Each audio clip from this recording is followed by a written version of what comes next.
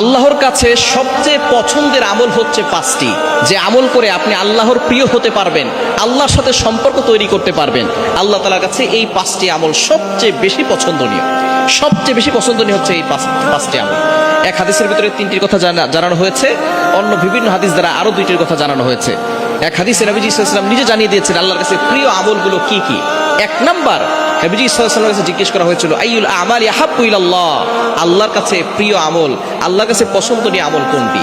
নবীজি সাল্লাল্লাহু আলাইহি ওয়াসাল্লাম জানিয়ে দিয়েছেন আস-সালাতু লিওয়াক্তিহা, সময় মতো নামাজ পড়া। এবং নবীজি সাল্লাল্লাহু আলাইহি ওয়াসাল্লামের যেভাবে তিনি নামাজ শিক্ষা দিয়েছেন সেভাবে নামাজ পড়া।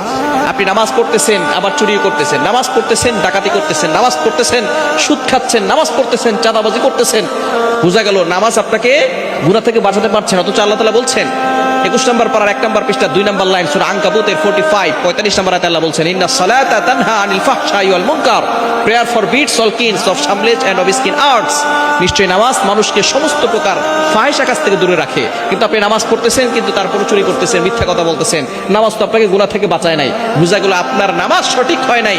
আল্লাহর কথা কখনো ভুল হতে পারে না, আপনার নামাজ ভুল হচ্ছে, নামাজ সঠিক নিয়মে হচ্ছে না, এজন্য এই নামাজ আপনাকে গুনাহ থেকে বাঁচাতে পারছে না।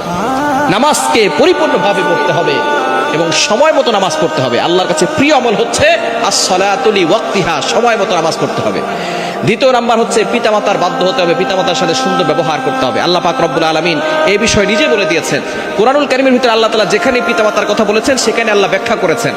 নামাজের ব্যাপারে আল্লাহ বলেছেন আকিমুস সালাহ, এস্টাবলিশ প্রেয়ার, নামাজ কায়েম করো। যাকাতের বেলায় বলেছেন আতুজ যাকাত, যাকাত দাও। সব ব্যাপারে আল্লাহ পাক রব্বুল আলামিন শুধু এভাবে বলে গেছেন, কিন্তু পিতামাতার কথা আল্লাহ যেখানে বলেছেন সেখানে আল্লাহ তাআলা ব্যাখ্যা করেছেন। কোরআন খুলেন, আল্লাহ নিজে বলছেন 15 নম্বর পারার 3 নম্বর পৃষ্ঠার 6, 7, 8 নম্বর লাইনগুলোতে সূরা বনী ইসরাঈলের 23 নম্বর আয়াত 24 নম্বর আয়াতে আল্লাহ বলছেন, রব্বুল আলামিন বলেন ওয়া ক্বাদা রাব্বুকা আল্লা তা'বুদু ইল্লা ইয়্যা ওয়া বিল ওয়ালিদাইনি ইহসানা ইম্মা يبلغن عندك الكبر أحدهما أو كلاهما فلا تقل لهما أف। আল্লাহ পাক রব্বুল আলামিন প্রথমে আল্লাহর আদেশ করেছেন ওয়াকাদা রাব্বুকা, আমি আল্লাহর অর্ডার হয়ে গেছে, ফয়সালা হয়ে গেছে, আমি আল্লাহ তাআলা যেটা বলেছি সেটাই শুনতে হবে। ওয়াকাদা রাব্বুকা আল্লা তা'বুদু, আল্লাহর ইবাদত করো, আল্লাহ ছাড়া কারো ইবাদত করা যাবে না। ওয়া বিল ওয়ালিদাইনি ইহসানা, এরপরের আদেশ হচ্ছে পিতামাতার সাথে ভালো ব্যবহার করো। ওয়া বিল ওয়ালিদাইনি ইহসানা, good dealings with parents, good behaviour with parents, পিতামাতার সাথে সুন্দর ব্যবহার করো, পিতামাতার সাথে বাজে ব্যবহার করা যাবে না। এরপর আল্লাহ তাআলা অনেক ব্যাখ্যা করেছেন, সেদিকে যাব না। সুতরাং দ্বিতীয় নাম্বার আল্লাহর কাছে প্রিয় আমল হচ্ছে পিতামাতার বাধ্য হতে হবে।